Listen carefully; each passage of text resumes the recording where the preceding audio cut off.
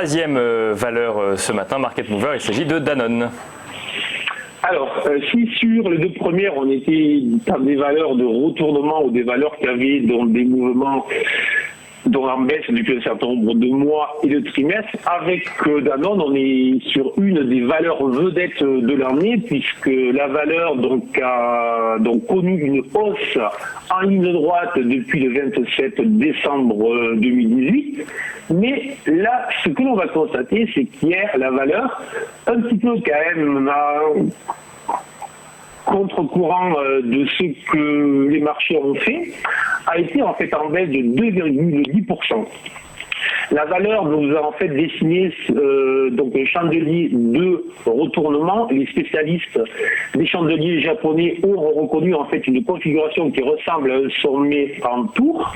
Et alors ce qu'il faut savoir, c'est que ce type de hausse très très impulsive que l'on a connu ne se retourne pratiquement jamais du jour au lendemain.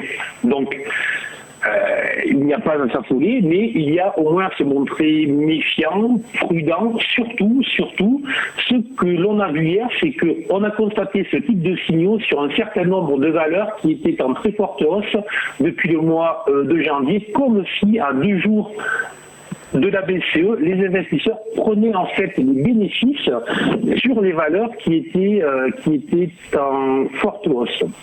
Donc, au final, ce que je conseille, je répète, en attendant jeudi soir et la réunion, une méfiance globale. On a vu énormément de rotation ces derniers jours, dont très clairement, en fait, on manque de visibilité. On voit que les investisseurs sont en train de vendre les valeurs qui étaient en très très forte hausse, sont en train de racheter des valeurs qui étaient en très très forte baisse. Il faut attendre un certain nombre de jours pour voir si cette rotation sectorielle est juste de très court terme ou si c'est une rotation sectorielle qui va s'étendre dans les prochaines semaines.